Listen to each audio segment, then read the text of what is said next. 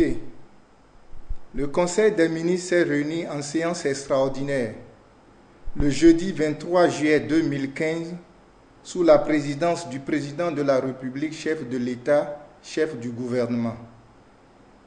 Au cours de la séance, le Conseil des ministres a pris connaissance des conclusions de l'audit d'investigation du PPA-2 conduit par le cabinet Kroll de renommée internationale choisi de concert par le Bénin et la Hollande. Il ressort de ce rapport des dysfonctionnements graves de l'administration et une implication directe et active de certains fonctionnaires caractérisés par un système de fractionnement des marchés et des violations graves et répétées des règles d'exécution des dépenses publiques. Un vaste réseau de fraude qui a permis de détourner des fonds de la Direction générale de l'eau, notamment du PPA-2, de l'ordre de plusieurs milliards de francs CFA au préjudice du trésor public et du bailleur en un temps record, dont 2,6 milliards de francs CFA dans le cadre du PPA-2 et 5 milliards au niveau de plusieurs ministères, le tout de l'ordre de 8 milliards, exclusivement par les sieurs Rémi Kodo du Koufo et Roch Sareh Nueri, beau-frère de Olivier Bokor. Ainsi, le rapport a permis d'identifier les auteurs de ces détournements, à savoir les deux opérateurs économiques, Rémi Kodo et Roch Nueri. En outre, le rapport a conclu à des marchés fictifs sans objet réel, un réseau de sociétés écrans qui a permis de recevoir les fonds publics détournés, des marchés de travaux attribués dans des conditions irrégulières à des sociétés écrans, le recours à des sociétés ad hoc de création récente pour répondre aux consultations restreintes en deçà des seuils d'appel d'offres. Des lignes de crédit autres que celles de la DGO et du PPA-2 ont également fait l'objet de détournements. Des défaillances des corps de contrôle de l'État, un système d'alerte bancaire et de déclaration de soupçons insuffisant. Au titre des responsables impliqués à des degrés divers, le rapport a cité l'ex-ministre en charge de l'énergie, des recherches pétrolières et minières, de l'eau et du développement des énergies renouvelables, le directeur de cabinet du ministère en charge de l'eau, le directeur de la programmation et de la prospective du ministère, la directrice des ressources financières et du matériel du ministère et certains de ses collaborateurs, le directeur général de l'eau, le délégué du contrôleur financier auprès du dit ministère et certains de ses collaborateurs, le coordonnateur du programme PPA-2 et son adjoint, le directeur administratif et financier du programme PPA-2, le chef comptable, le chef du service matériel et logistique et certains opérateurs économiques. À la suite de l'examen du rapport, les mesures et recommandations ci-après ont été retenues et sont en cours d'exécution. Il s'agit notamment de 1. Geler tout décaissement au profit du ministère de l'eau. 2.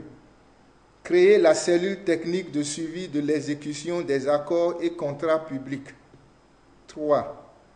Renforcer les capacités des délégués du contrôleur financier. 4.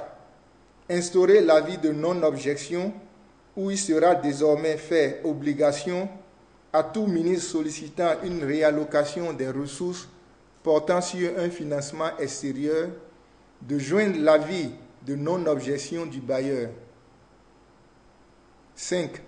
Évaluer des réformes en cours au niveau du ministère chargé des Finances.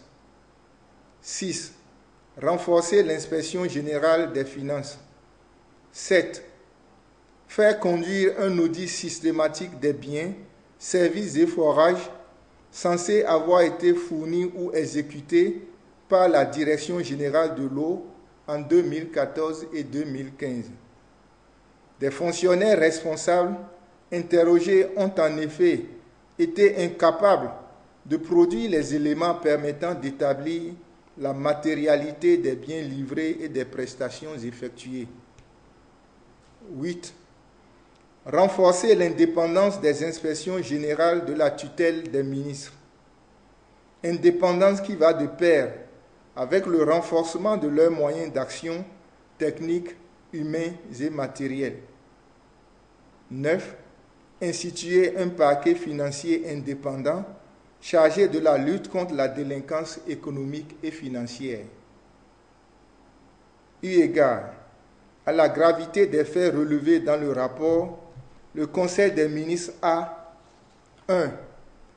À l'endroit de l'ex-ministre en charge de l'eau, Barthélemy Cassa, pour lequel le cabinet a relevé qu'il était informé de la fraude orchestrée sans avoir réagi, mais il souligne qu'aucun flux financier n'a été repéré au profit du ministre.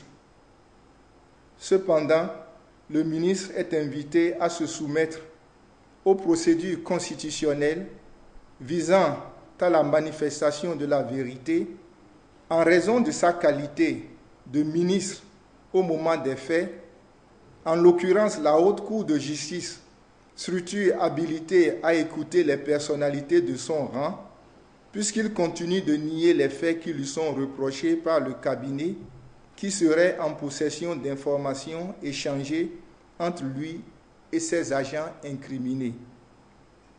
2. À l'endroit des opérateurs économiques, décider de leur radiation pure et simple de la chaîne de passation et du bénéfice des marchés publics au Bénin au terme des procédures conformément à la loi. 3. À l'endroit des responsables et agents du ministère en charge de l'eau, au nombre d'une dizaine, donner les instructions au ministre en charge de l'eau au fin de les suspendre immédiatement de leurs fonctions respectives. 4. Instruire le ministre en charge de la fonction publique à prendre les dispositions urgentes conformément aux dispositions légales et réglementaires en vigueur en vue de la radiation immédiate des agents et responsables mis en cause. 5. Instruire le garde des Sceaux, ministre de la Justice, de la Législation et des Droits de l'Homme, à faire engager les poursuites judiciaires appropriées en vue des sanctions pénales et du remboursement des sommes détournées. Le Conseil des ministres saisit cette opportunité pour réaffirmer sa détermination à mettre en œuvre les recommandations contenues dans le rapport en vue de l'amélioration du système d'exécution des dépenses publiques. À prendre toutes les mesures nécessaires en vue du renforcement de la coopération entre le Bénin et les Pays-Bas. C'est le lieu d'insister sur la nécessité de combattre l'impunité et la corruption qui ont eu droit de cité dans notre pays depuis des décennies. Elles expliquent tous ces dysfonctionnements que le gouvernement actuel s'emploie à mettre en exergue en raison de son option de la transparence dans la gestion des affaires de l'État. Dans cet effort, le gouvernement doit pouvoir compter sur la justice, dont le rôle dans la lutte contre la corruption pour mettre fin à l'impunité est central.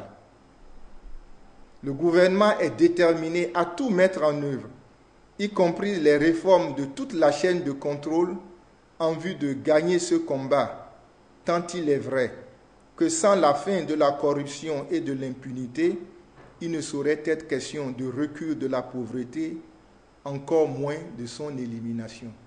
Fait à Cotonou, le 23 juillet 2015, le secrétaire général du gouvernement.